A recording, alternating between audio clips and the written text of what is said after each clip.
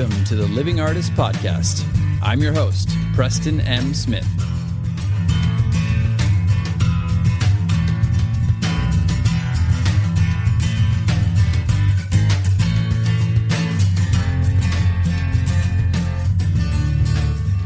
Hey, everybody.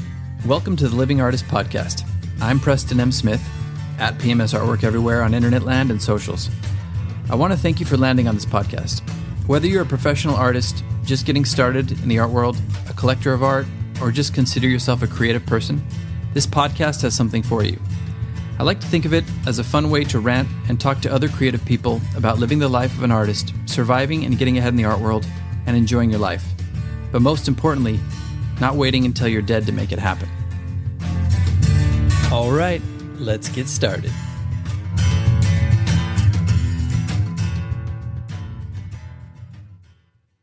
Well, I hear that train a-comin', it's rollin' round the bend, and I ain't seen the sunshine since I don't know when. I'm stuck in Folsom Prison, and time keeps dragging on.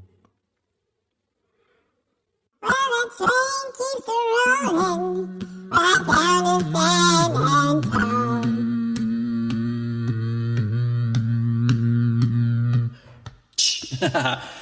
Almost went full McConaughey on that one. All right, everybody. Welcome back to the McConaughey podcast. That's right, everybody. All right. All your dreams are going to come true. We're shirtless. We're in the living room. We're playing the bongos. Full McConaughey style. And there's not a goddamn thing you can do about it. Okay, that went off the rails real quick. Right quick, that went off the rails. And you know, I haven't practiced my McConaughey, but it wasn't too bad, was it?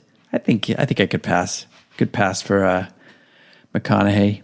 If you were really, really, really drunk, you might listen to that and go, yeah, it could be McConaughey. He's just having an off day. Anyway, welcome back. I was just doing a little warm-up with my voice, kind of beating the chest, going, and then Folsom Prison came into my mind, and then McConaughey came into my mind, so that just came out.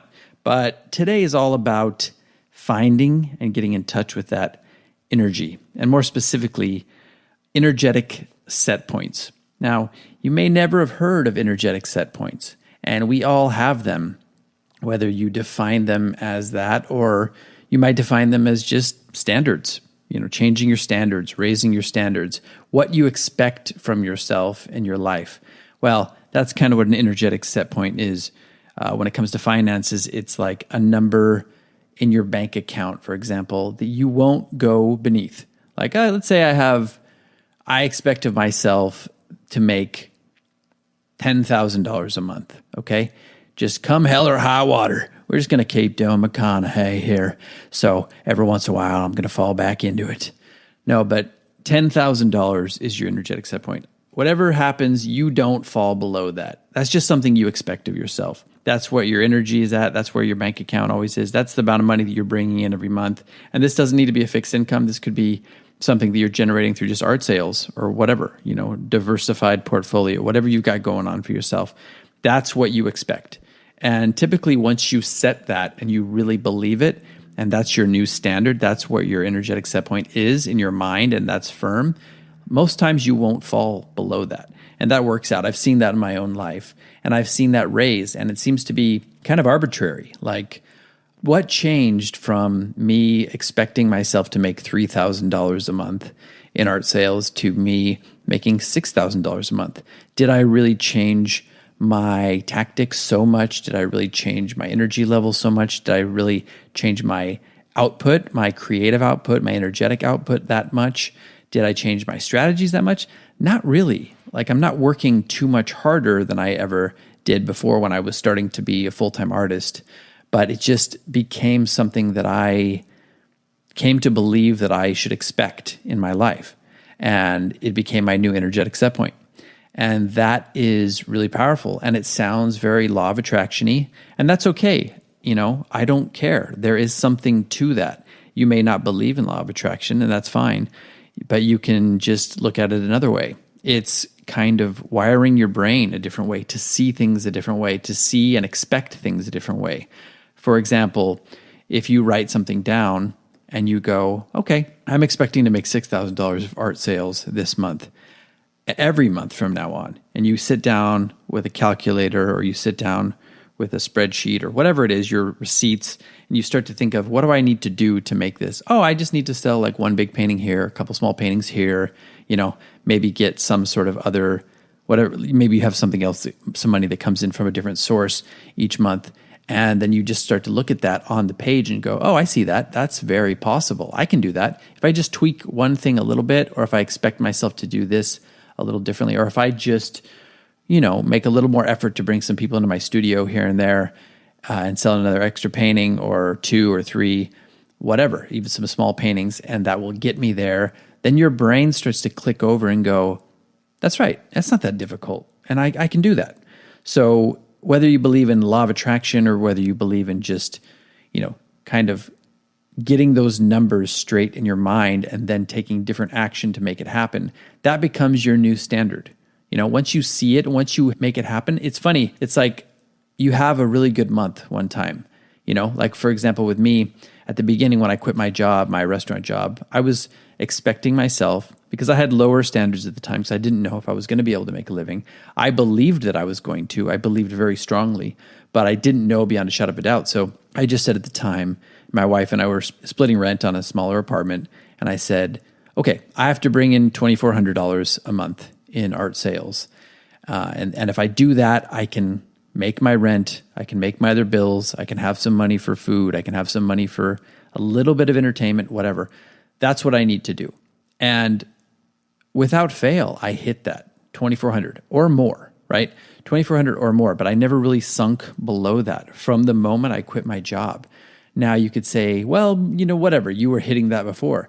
I really wasn't. I had sold about $15,000 worth of art the year before, and I doubled that the next year when I quit my job. And you could say, oh, you're just working harder. And yeah, I was working hard, but I was already doing all the things that I was like carrying on over once I quit my job from what I was doing when I was working part-time at the restaurant. So I really wasn't doing too much different or getting a lot more productivity than I was doing before. I was just carrying on the things and the practices that I had established at that point. And later on that came, like I started to up my game and do different things. But at least for the first year, I was just basically carrying through the things that I was doing when I was planning my exit strategy from the restaurant. So what changed? I guess it was just really that I had this number in my mind. I saw it, I visualized it, I had it on paper, I knew it could happen. I kept doing the things I needed to do, and that just became my new standard. And this is something that you kind of have to have a little bit of faith in, a little bit of belief in.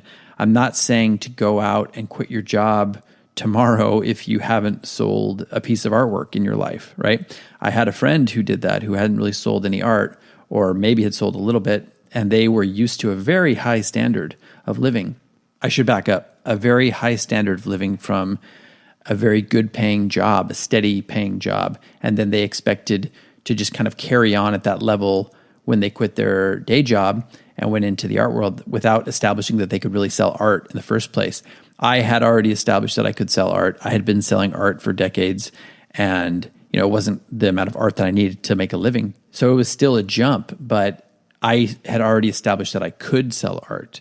So keeping that in mind, as long as you've established that you can sell art and you have a game plan, and then you burn the boats and do this, then yeah, just work on setting these new standards, or like an energetic set point, visualizing these things, getting those numbers down in your mind, making lists of things that you need to do to accomplish that. And then once you hit that standard, just keep carrying that on until you want to move that up to a different energetic set point or a different standard.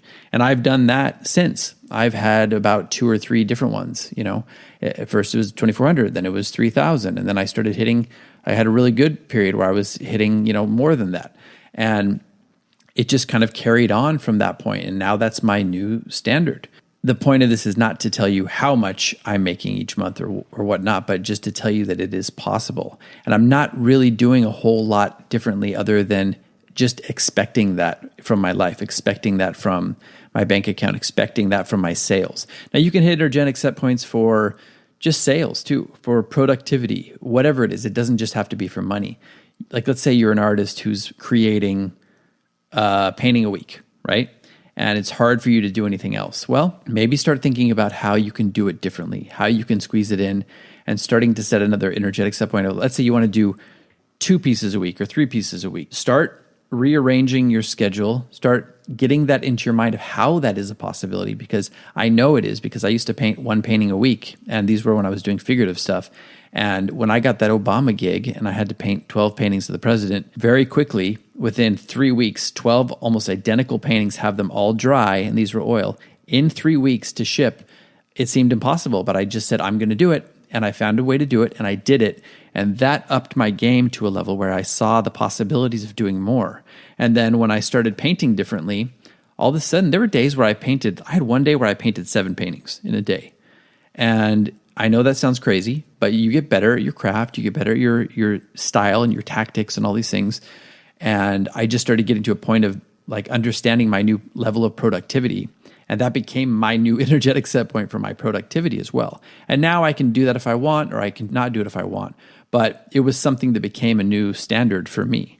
And that can be with sales too. Maybe it's not a number, like a monetary number in your bank account, but maybe you want to set an energetic set point of how many pieces you're going to sell each month. Like I know when I first made my big sale, my big online sale, and it was the first real big one that I've ever done, I was like, wow, this is possible. And once that clicked over that it was possible, it was weird. I went from like a year of trying, no sales, to making one big sale. And then after that, I just started hitting about 2 per month.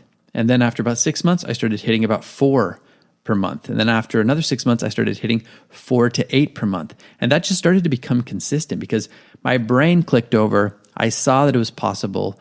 I started to kind of create things that were similar to the way that I was doing it before to sell these pieces, new strategies, but also just kind of understanding that I could do this was really the main thing. So that's another example of energetic set points. So these are things that I want you to think about and to challenge you to do in your life, because I know we didn't do a New Year's resolution episode, and that's fine. We did the Tax Man Cometh, but it's kind of a good way to start the new year with establishing some new energetic set points. Maybe you can just challenge yourself to sit down with a pen and paper and work this out in your brain. How can I make this number happen? How can I make this number of artworks created happen? How can I make this number in my bank account happen each month? And once your brain starts to click over, you will find possibilities and ways to make that happen. And once you start making that happen, it'll just become your new standard or energetic set point. And then you will be surprised at how often you hit that point. And you have to believe that, because I've seen it in my life many other times. And I know a lot of other people who are doing really well, and coaches and, other artists who are killing it. I've seen them do that as well. So it is very possible. You have to have the belief, and you have to train your brain to see these possibilities. So that's just a little challenge to throw down at you, a little gauntlet to throw down at you. All right. And I know y'all can achieve it. You heard it first here from McConaughey. I have to pay royalties to McConaughey now. Well, anyway, that's that. That's just a little bit of brain dumpage, a little bit of energetic set point dumpage on you. Hope it was at least a little bit inspiring. Hope it kind of got you out of the box a little bit. It made you think of some different and unique possibilities. And you'll be surprised when you start doing this, when you start pushing yourself, when you start thinking this way or thinking differently. You'll be surprised at how your brain starts to come up with new strategies and new things that you can do that you hadn't thought of before, because it's neuroplasticity, right? It's just your brain kind of gets addicted to learning and stretching itself and doing new things. And all these things work together, and you'll just be amazed at what you can achieve. So that's it for today. Hope everybody's doing well. Happy New Year to everybody out there. And I think I've still hit the cutoff. I think you have to do it by the 7th. What's the statute of limitations on Happy New Year? I think the 7th is probably the cutoff point. So Happy New Year. Let's all be productive out there. And as always, reach out to me on social media. Have a great week. Have a great creative week. And be good to each other. All right. Bye-bye. This has been the Living Artist Podcast. Thank you so much for listening. I just want you to know that I appreciate you being here, and I'm grateful to be in your ears. Your art and creative life on this planet is meaningful, so thank you for sharing it with me. If you like this podcast, whatever platform you're listening to it on, please subscribe and share it with your friends. You can also leave me a positive review to show your support. This helps me to reach more people with the algorithmic magic and keep the show going strong. If you want to see more of what I do and check out the art that I create, you can visit my website at www.pmsartwork.com or follow me on social media everywhere at PMS Artwork. That's it for now. See you back here next time.